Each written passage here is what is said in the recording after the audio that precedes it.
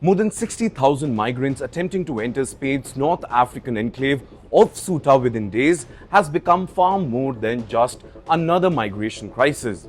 Well, it has triggered one of Europe's biggest humanitarian and political emergencies of recent years, forcing Spain to deploy the military, strengthen border security, and rush thousands of migrants back into Morocco. But alongside the humanitarian tragedy, another question has also emerged. Was this purely a migration crisis? Or was it influenced by a much larger and bigger geopolitical confrontation involving Spain's increasingly tense relations with Israel and indirectly with the United States of America? Well, a series of political developments make us ask this very question. From Spain's outspoken criticism of Israel's war in Gaza and US military actions against Iran to Morocco's strategic relation with Washington and its normalization with Israel under the Abraham Accords. Well, all of these have fueled intense speculation. While no concrete evidence ties either country to the crisis, the timing, the rhetoric, and the broader geopolitical context have fueled a narrative that refuses to die down. So that's why in today's edition of From the News Desk, we will talk about why these questions are being raised and whether the speculation is backed by facts or remains just a geopolitical theory. Relations between Spain and Israel have been deteriorating long before the latest events in Ceuta. Spanish Prime Minister Pedro Sanchez has emerged as one of the most vocal European critiques of Israel's military campaign in Gaza. Madrid has repeatedly called for greater international pressure on Israel, supported legal action concerning the conflict, and recognized a Palestinian state. Moves that deeply angered the Israeli government. In fact, the disagreement intensified throughout 2026 as Spain continued criticizing Israeli military operation while also questioning US support for Israel. Madrid was similarly critical of American military actions against Iran, arguing that wider regional escalation could destabilize Middle East even further. Well, these very positions widened the diplomatic gap between Spain on one side and Israel and to some extent the United States on the other. By the time the Ceuta crisis erupted, bilateral relations were already at one of their lowest points in decades.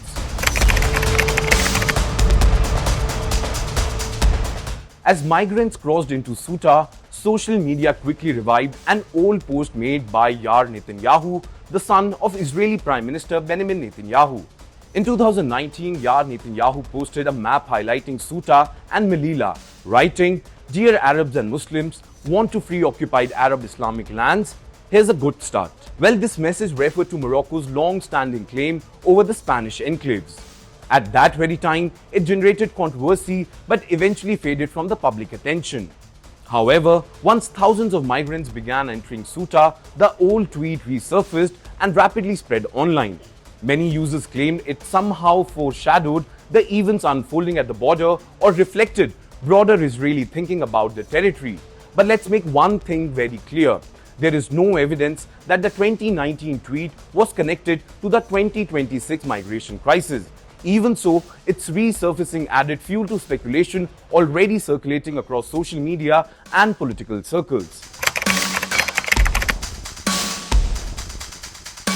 Another reason the conspiracy theories gained traction is Morocco's evolving relationship with Israel. In 2020, Morocco joined the Abraham Accords, becoming one of the Arab countries to normalize diplomatic relations with Israel under a US brokered agreement during President Donald Trump's first administration. In return, the United States recognized Morocco's position on Western Sahara, a major diplomatic victory for the country.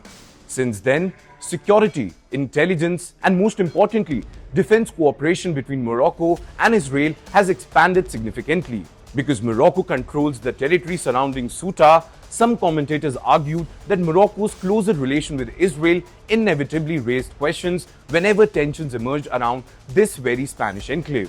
However, analysts caution against jumping to conclusions. The existence of stronger Morocco-Israeli ties does not by itself prove Israeli involvement in this very migration crisis. No verified evidence has been presented linking Israeli authorities to the events in Ceuta. While allegations involving Israel remain unsustainable, many analysts believe Morocco's own geopolitical calculations deserve closer attention. Morocco has historically used migration pressure during periods of diplomatic disagreement with Spain. Remember, the two countries have long disagreed over Ceuta and Melilla, territories that Morocco considers occupied while Spain regards them as an integral part of the Spanish state. In fact, recent tensions over Spain's broader regional diplomacy, including its engagement with Algeria, differ views on Western Sahara and migration policy have further complicated this very relationship. In fact, several analysts argue that the latest migration surge may have been reflecting these bilateral tensions more than any outside actor's influence. While Spain, for its part, blamed criminal trafficking networks and misinformation campaign surrounding a recent court ruling on migrant protections for encouraging thousands to attempt the crossing itself. Now, the United States entered the conversation largely because of its strategic relationships. Washington enjoys close military and political ties with both Israel and Morocco. In fact, it also played a central role in negotiating the Abraham Accords and recognized Moroccan sovereignty claims over Western Sahara during Trump's first term at White House. On the flip side, Spain has openly criticized several US foreign policy decisions in the Middle East, particularly military operations involving Iran. So this combination led some commentators to speculate whether Spain's independent foreign policy was creating friction with Washington and its regional partners. Yet once again, let us make very clear that there is no publicly available evidence that the United States encouraged, coordinated, or felicitated the migrant surge into Ceuta. The theories remain speculative rather than evidence-based.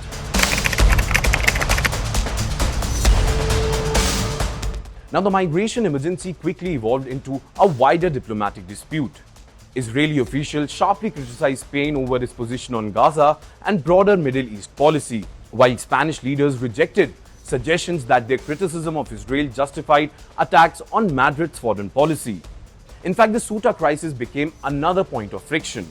Instead of remaining solely a border security issue, it increasingly became entangled with existing disputes involving Gaza, Iran, Morocco, Western Sahara, and most importantly, European migration policy.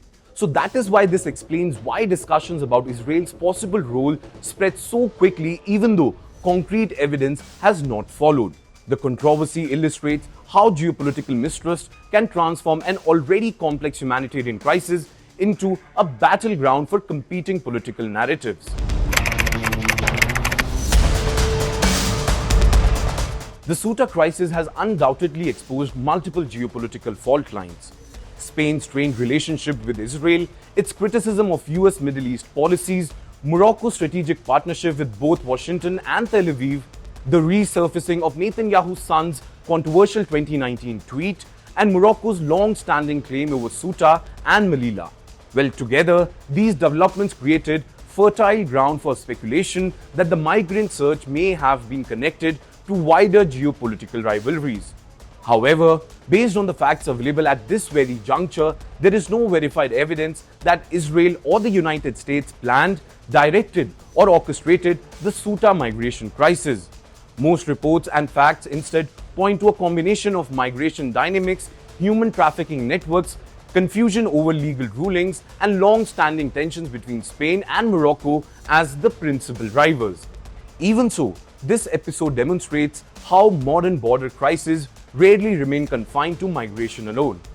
In today's interconnected geopolitical landscape, humanitarian emergencies can quickly become arenas where diplomacy, history, military alliances, and political narratives collide, making it increasingly difficult to separate established facts from rapidly spreading speculations.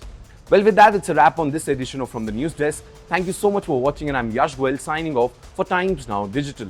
Until next time, take care and keep watching this space for more such videos.